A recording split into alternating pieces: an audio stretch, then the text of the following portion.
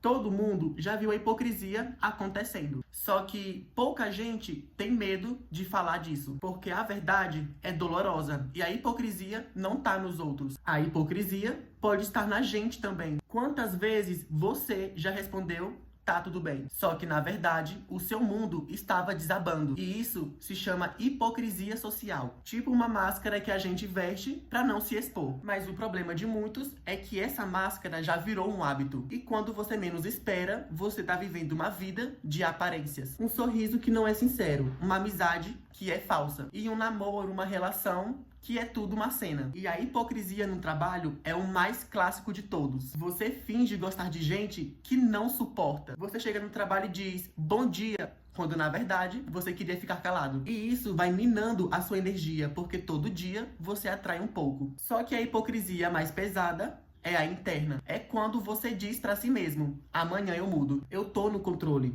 eu consigo parar quando eu quiser. E não é assim que funciona. Só que no fundo, você sabe que você está se enganando. E essa é a hipocrisia que mais choca. A de viver uma vida que não é sua. Porque você não tem coragem de encarar de verdade. E o pior é que a sociedade alimenta isso. Rede social virou um teatro. Nas redes sociais, todo mundo mostra uma vida perfeita. Quando na realidade, a casa está desmoronando. Mas se você não posta, você não existe. E então todo mundo entra no mesmo jogo. E eu não tô aqui pra julgar, até porque eu também já fui hipócrita muitas e muitas vezes. Só que a gente precisa ter coragem pra admitir. Porque quando você conhece a própria hipocrisia, você tem uma grande chance de romper a hipocrisia. Mas a pergunta é, você prefere agradar o mundo ou viver a sua verdade? Porque as duas coisas ao mesmo tempo não dá. E a hipocrisia, escondida no seu dia a dia, é uma prisão invisível. Mas só você tem a chave, e ela se chama verdade. E a hipocrisia, ela acontece nas pequenas coisas. E quando você diz, eu vou chegar, e nem se move da cadeira, é quando você promete uma ajuda pra pessoa só pra se livrar da conversa. E isso é hipocrisia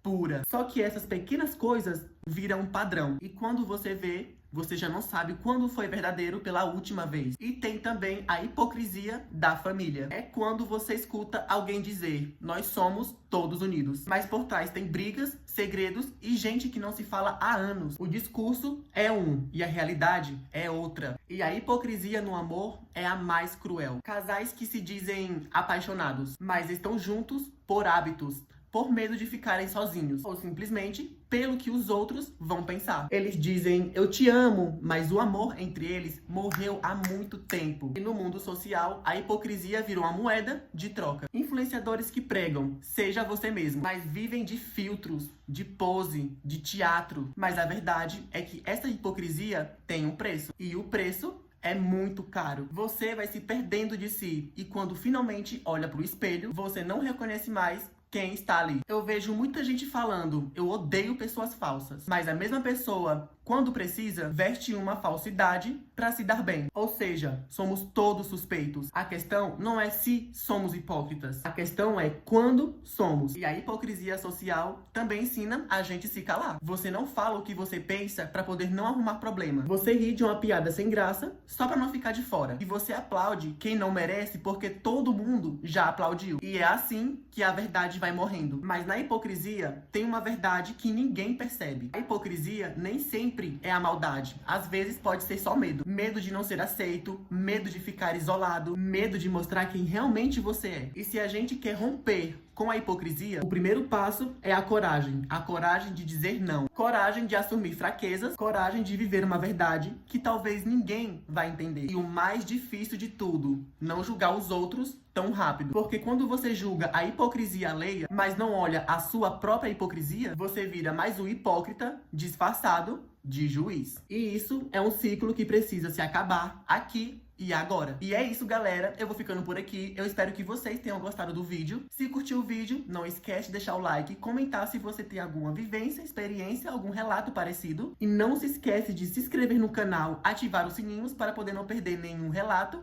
insano.